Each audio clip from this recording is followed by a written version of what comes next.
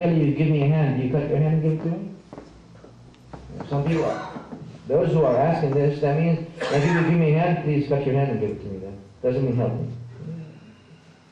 We have to use some intellectual, not much, but a little bit is important. And that's, Al-Quran came to tell people to try to make them move their brains a little bit. Why? Because Islam came to them, قُلْ سِيرُوا فِي الْأَرْضِ ثُمَّ انظُرُوا. Walk on earth and then look and try to contemplate. Think. أَفَلَا يَنظُرُونَ أَفَلَا يَتَفَكَّرُونَ أَفَلَا يَعْقِلُونَ. Why does he say all these things?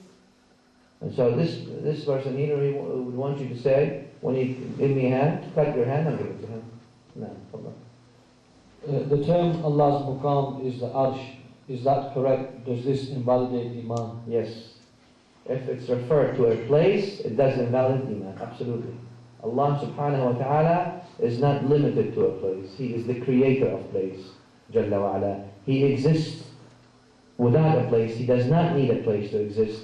He existed in eternity when no place was created. And He continues to exist everlastingly without a place. Jalla wa ala. As He was never in need of a place, nor will He ever be in need of a place.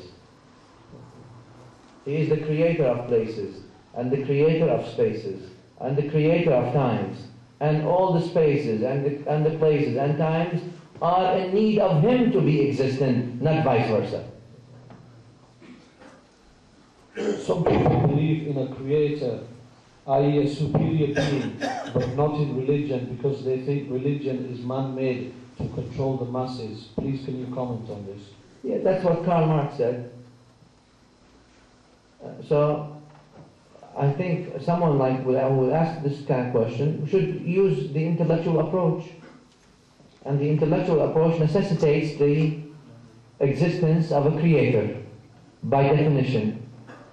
And once you reach that there is a creator, then start researching among all the religions, even that religion that he's saying. Because what he's saying is a form of a religion, a form of a faith.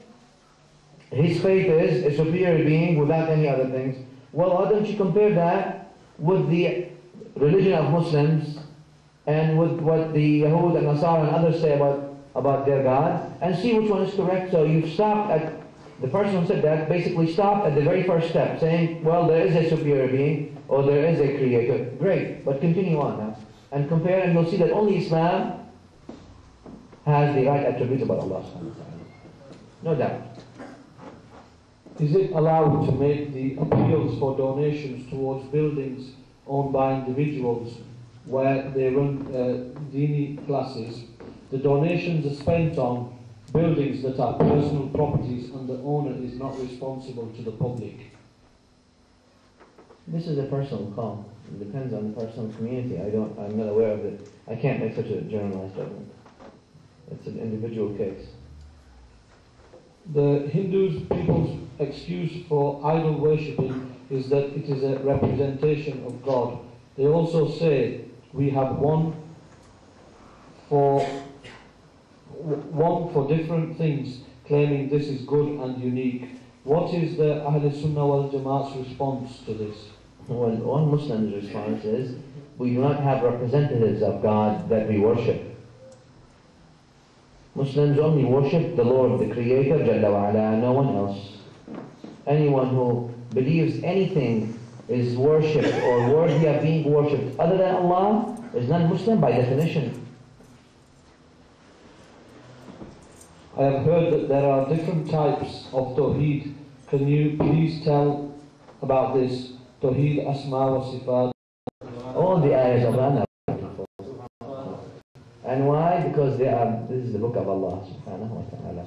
The source of all wisdom, and the source of all tawfiq, and the source of all nur, and the source of all guidance. And no one who depends on the book of Allah will fail. Who should be Imam? What does the Hadith say about this? I mean, leading the prayer. Is the beard a condition to lead the prayer? This is a matter of fiqh, of course, the Ahnaf, the Hanafi scholars. Number one, Imama and the Salah has many conditions or many things that are preferred. So that should go into the fiqh category, and I should leave that to your local scholars, inshallah. But basically, those who are knowledgeable, first of all, those who read best, who recite the Quran best, should be the Imam. As the hadith in Bukhari, and Nabi A'lam sallallahu alayhi wa sallam says, Ya ummukum aqra'ukum li kitabillah. The one who reads should be the one who recites the Quran best, not the one who memorizes most, which people get it wrong nowadays. The one who recites best, even if he knows the Fatiha only, and the other one knows the whole Quran, but if he recites the Fatiha best, he reads. Ya ummukum aqra'ukum, ma qal ahfazukum. He didn't say most memorizer, he said most best reciter. No. Was the nur of the Prophet ﷺ created from the light of Allah?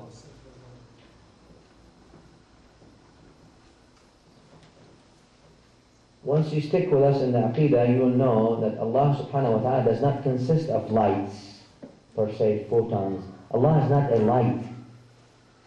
Light is photons, streaming photons. These things are streaming photons. This is creation. It's not a creator. Allah subhanahu wa ta'ala is the creator. لَيْسَ كَمِثْلِهِ شَيْءٍ. Nothing is like him. جَلَّ جَلَالُهُ. Are we allowed to chop the heads off? So what's the difference between those who believe he wants to chop heads already? We just started. Allah. So what's the difference between Nasara who say Isa is a piece of God and he's part of God and now he's God, and those who say this? Huh? No. What's changing? No, don't chop heads. We're not here to chop heads. We're not here to kill people. We're here to give life to people. No. Can I continue with that question? Please go. Okay. Are we allowed to chop the heads off of people who speak ill of the Prophet ﷺ? What is their punishment? Their punishment, Allah knows exactly what their punishment will be. And of course, la shak, there's no doubt that the one who, wal'iyadu billah, belittles the Prophet ﷺ is kafir, blasphemer. And in an Islamic state, there are rules for that. But here, don't chop anybody's head. Worry about your own Islam.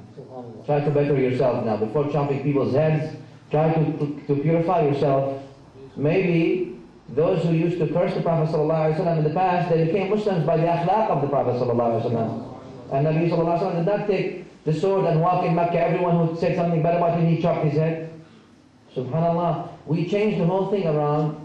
And anyone who disagrees with me, I'm going to chop his head. That doesn't work this way. Try to give them da'wah with your akhlaq, with your practice, with your high morality, with your high example, with your, not words. Words are cheap. Practice. No. If Allah is not attributed with human speech, how is the Quran in the form of human language? Of course, the Arabic language is a creation, but we say that the speech, as the sifa, as the attribute of Allah, is not created, and this Arabic language is a reflection of that. It's not the actual. This letter is alif lam mim. This is a creation. The Arabs 2,000 years ago did not have alif lam mim. There was no alif lam mim, or there was no the Arabic alphabet. The alphabet is created, but the speech of Allah subhanahu wa ta'ala is not, and Allah knows this. Could you give a quick explanation of Allah's name Ar-Rahman, its meaning and its effects and benefits? Ar-Rahman means the one who is merciful in the dunya and in the akhirah. But in the dunya is the one who is merciful on the mu'min and non-mu'min, on the believer and non-believer. And that's why in the dunya he gives everyone. His mercy gives everyone, they who believe in him and they who don't believe in him. That's what Ar-Rahman is. And Allah knows this. The final question is, the Shias who cursed the first three Khalifas, are they considered Muslims? Yeah, okay. There is a hadith in Sahih al-Bukhari Muslim that says, anyone who says to a Muslim, Ya kafir, anyone who declares a Muslim kafir, then one of them will become kafir. So even your fellow Muslim, just normal Muslim, you call him Ya Yahudi or Ya kafir, one of you will become a Muslim. Either he is actually truly a Muslim, or you will become a Muslim for calling him a Muslim. So one must be very careful. Waliyadu billah. Cursing is not the style of Ahlul Sunnah, nor is it the Sunnah of Rasulullah sallallahu alayhi wa sallam. We don't curse. I'll just pass back to the Khalid to terminate the program. MashaAllah, Jazakallah for a very concise session of Tawheed and detailed question and answer session. I'm sure you would have enjoyed both the lecture and the question and answer session. May Allah give us the ability and the capacity to understand this concept of Tawheed and keep us away from anything which is against the concept of Tawheed. I would like to thank all brothers and sisters who have come to this lecture. Inshallah, the Shaykh will carry on for another 3 days on other topics of Aqeedah Tahawiyah.